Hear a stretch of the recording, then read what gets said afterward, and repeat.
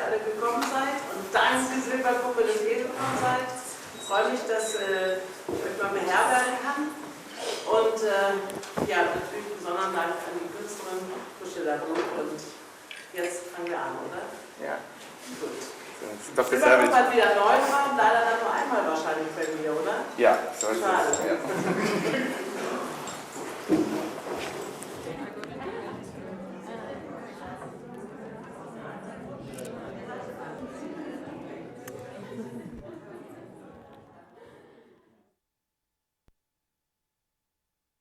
Oh, good, there's our first slide.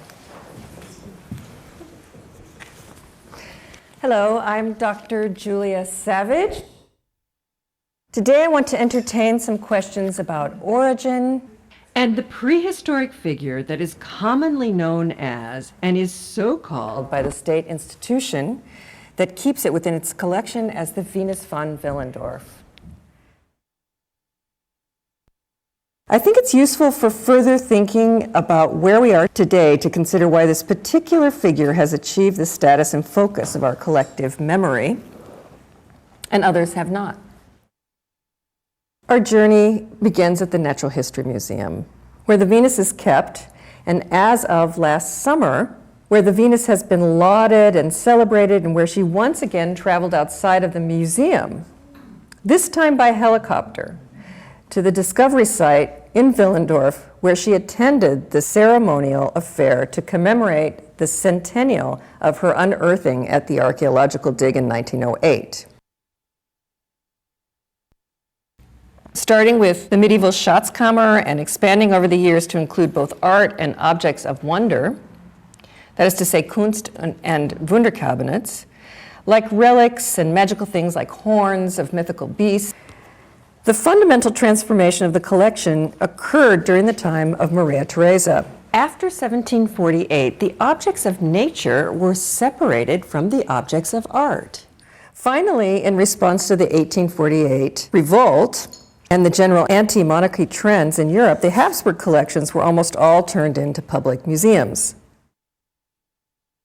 So I entered the Naturhistorisch Museum, and I found that I was quickly mesmerized with the patterned floors, the ornate ceilings, ships sailing overhead. And as I ascended the first grand tier of the grand staircase, I came upon two very excited young women, and I wondered what had captured their curiosity and why was there a kind of blur around them. And their departure revealed a map of the museum.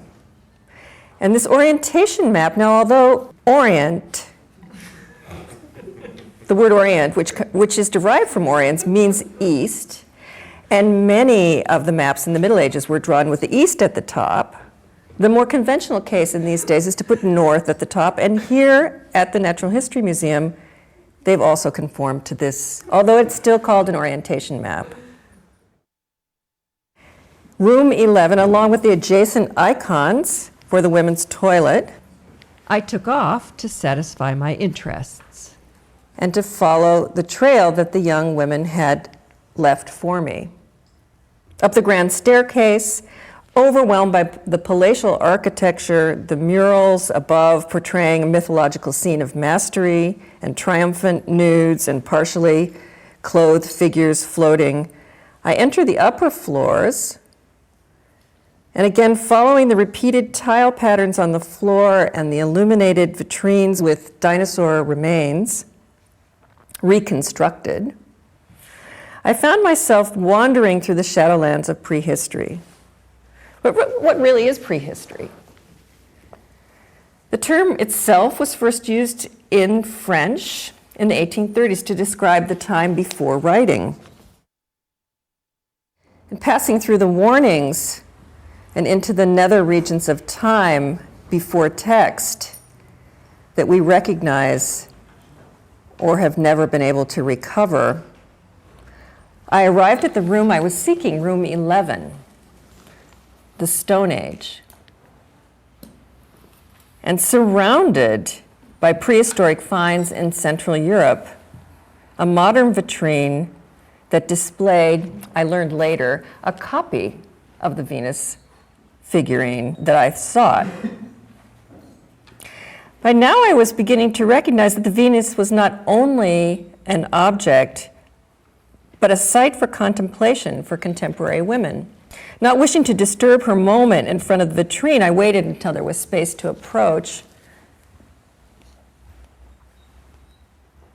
Finally, here she is as I saw her at my first visit to Vienna in 1998. Displayed in a modernist, simple vitrine, positioned on top of an abstract concept of geological layers, her feet supported by a small rod to enable her to stand erect. And this is one of the points about the Venus, is that she can't stand up on her own as she exists now. However, maybe she had some feet at some point, we don't really know. Presumably she's complete. But does any of us really feel complete? Even though we could see all sides of her, the didactic display transparencies emphasize the 19th century's anthropometrical identification methods, such as those popularized by the French criminologist Alphonse Bertillon in the late 1800s. And even further, the figures are schematized by their geometry and compared proportionally. More about that later. A friend suggested that a trip to Willendorf was really not that difficult from Vienna. And she was right. The way was well marked, and upon arriving in Willendorf, information about the discovery object and the site of its discovery was impossible to miss. And following my experience at the museum, I again came across a group of women who were also seeking.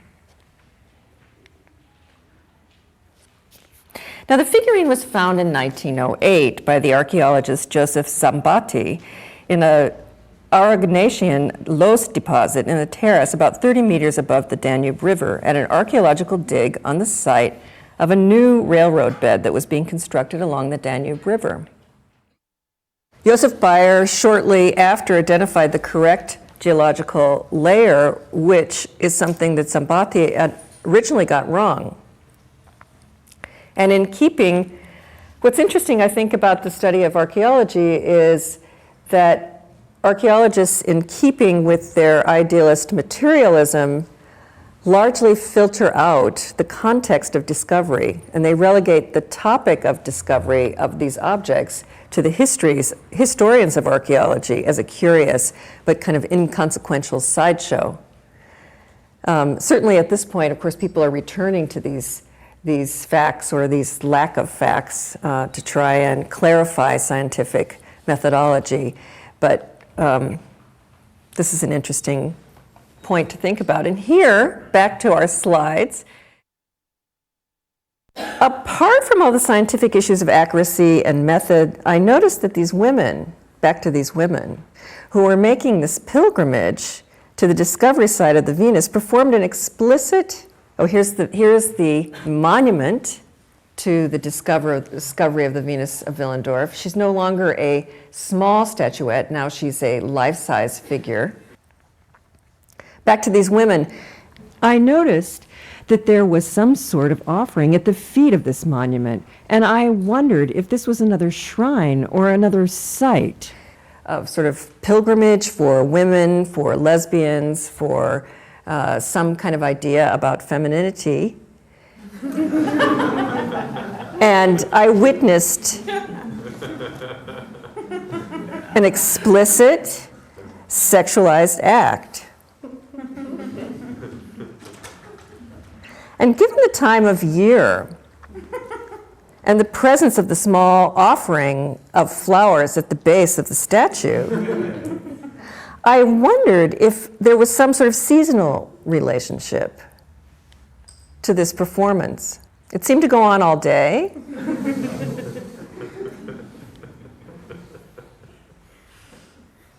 They seemed to stop at nothing. On into the night in this summer evening. So again, I headed back to the Museum of Natural History, and this time I discovered in 2002 that she'd been reinstalled in a kind of temple.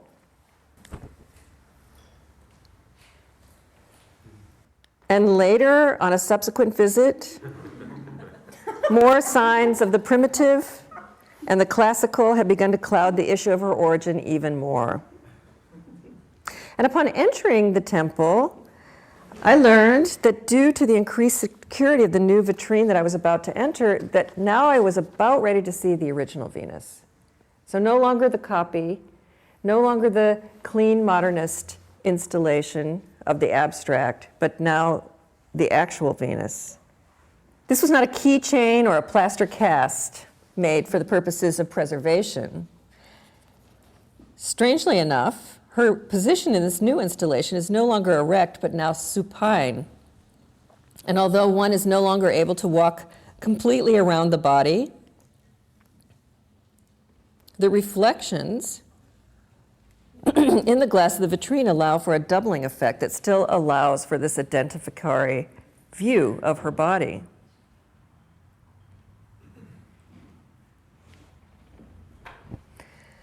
I decided to liberate the Venus from her temple, to take her on a kind of self-discovery journey, and give her the chance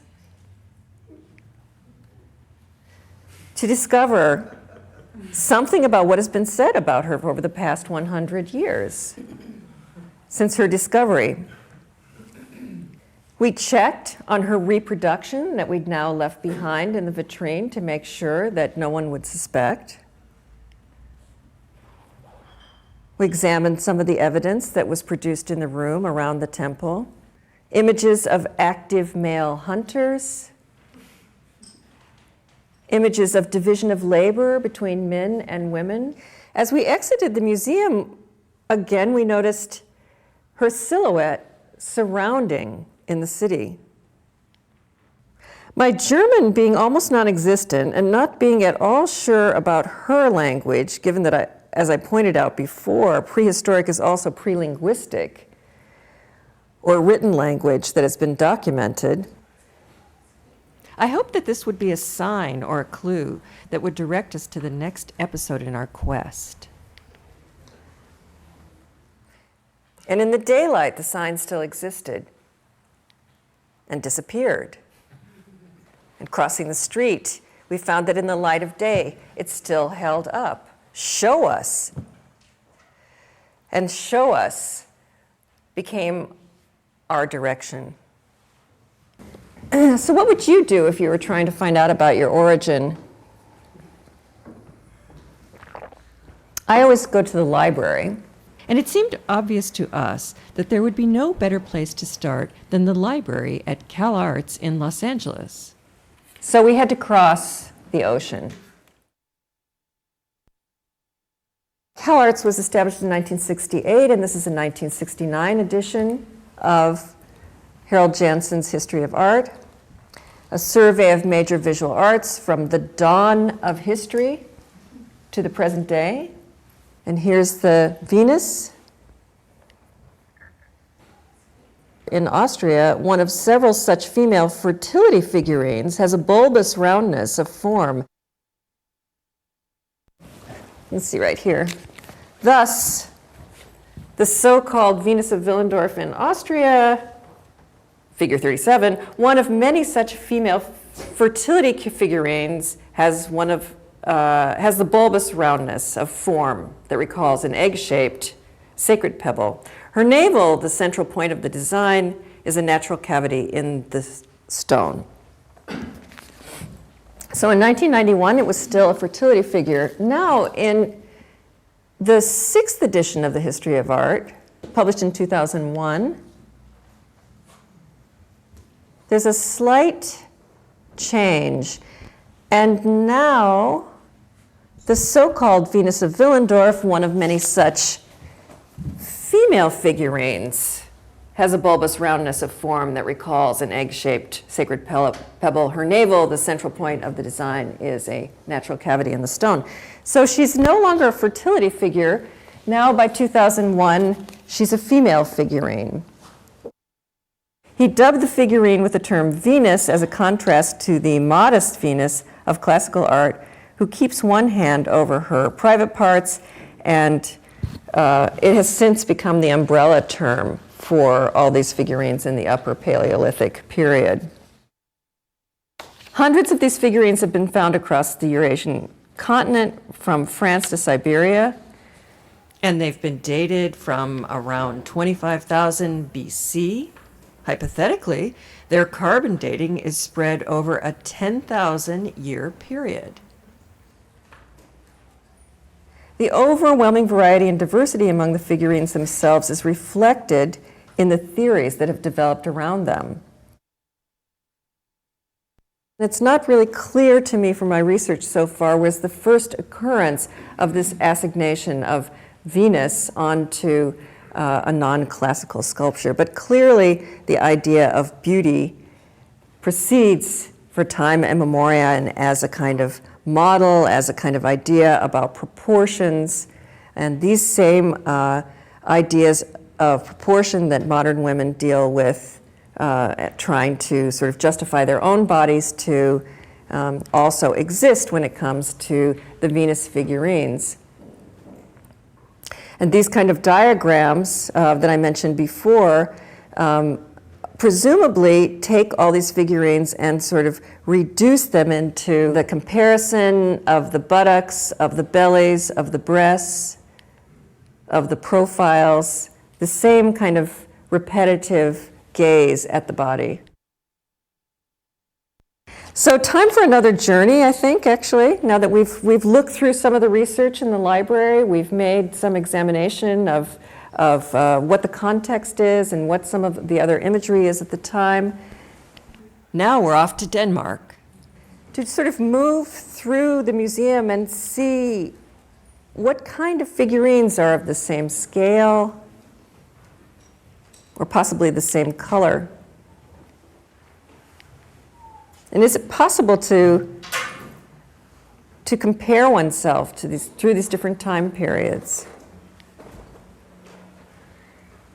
Moving into classicism,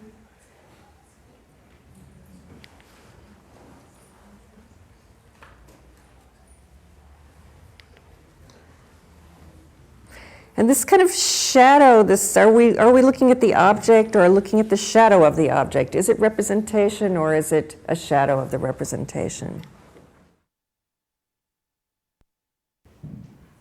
In the sculpture garden of the Louisiana Museum, we can compare the modernist reification of the primitive with the prehistoric Venus figurine.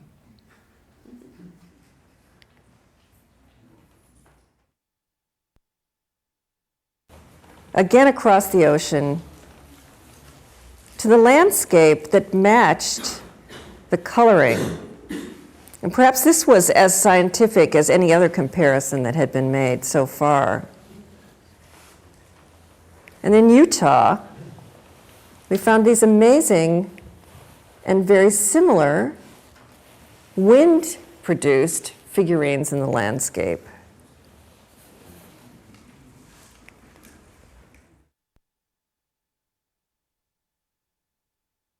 We found ourselves in front of a door marked the Venus.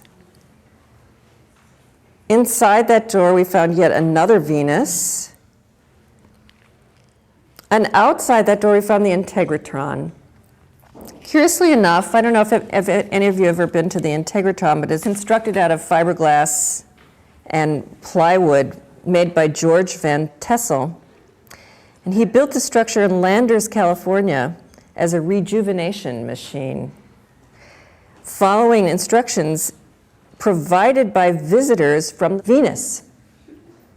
So again, we come back to the Venus, but a different Venus this time. The Integratron is also said to be constructed atop a powerful energy vortex. And according to the adherents of this belief, the dome shape naturally concentrates the energies of the vortex for the benefits of its users. All of the concentric circles and the structure of the dome were concentrated from this opening in the ceiling of the dome to this hole in the center of the floor. And that's where I lost track of the Venus of Willendorf. So the question still remains, where does the Venus come from? And I hope that some of you will pick up that story where I leave off and continue the search. Thank you very much for coming today.